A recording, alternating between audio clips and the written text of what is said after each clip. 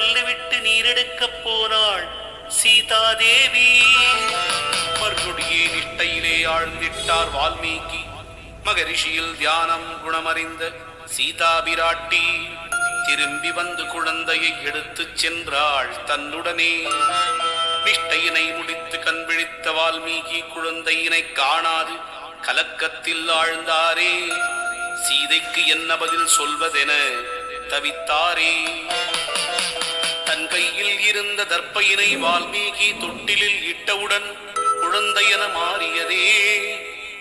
அக்குழந்தையே குசன் ஆவான். நீரெடுத்து சீதையவள் திரும்பியதும் மற்றொரு குழந்தை கண்டு அதிர்ச்சியுற்றாள். இருவருமே உன் பிள்ளையென அசரீரி ஒலிக்கிறதே. அன்புடனே பிள்ளைகளை அன்னை அவள் வளர்க்கின்றாள். சீதாதேவி நீராடிய குளம் இன்றும் சீதாரியன மக்களால் அழைக்கப்படுகிறதே. பிருகுமுனிவரால் ஏற்பட்ட சாபம் நீங்கிடவே கருணைக்கடலான திருத்தளிநாதனை யோக நிலையினிலே மகாவிஷ்ணு வழிபட்ட காரணத்தால் யோகநாராயண பெருமாள் எனும் நாமத்துடன் 4 கரம் கொண்டு நல்லருளை வழங்குகின்றார். கீதையிலே கண்ணன் சர்ப்பங்களில் நான் வாசுகி என்றான். வாசுகியும் கார்கோடனும் வணங்கிய தலமன்றோ இது. தன் சாபம் நீங்கிடவே இருவருமே வந்தனர் இங்கு. சர்ப்பதோஷம் உள்ளவர்கள் இங்கு வந்தால் சகல நிவர்த்தி அடைவது திண்ணமென சொல்கின்றார்.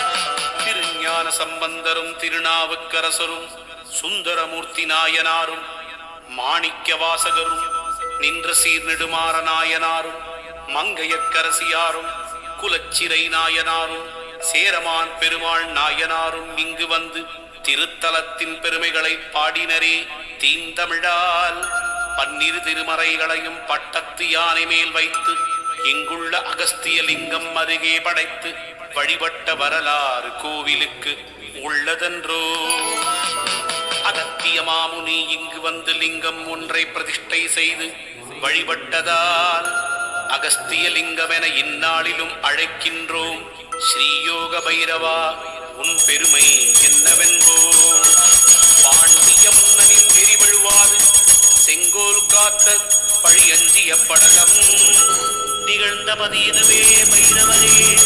வேறு என்றும் காண இயலா வடக்கு நோக்கி அருள் புரியும் கந்தனின் வடிவை இத்திருத்தலத்தினிலே கண்டு மகிழலாம்.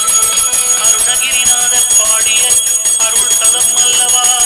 சேரனோடு சோழனும் பாண்டியரும் பல்லவரும் நாயகரும் சேதுபதிகளும் மருது பாண்டியரும் நகரத்தார்களும் ஆலய பணிகளை சிறப்புடன் செய்து வந்ததை செப்பிடுதே வரலாறு. சிவமயம் அனைத்திலும் வீற்றிருக்கும் பைரவரே பிரம்ம சிரச்சேத மூர்த்தியாய்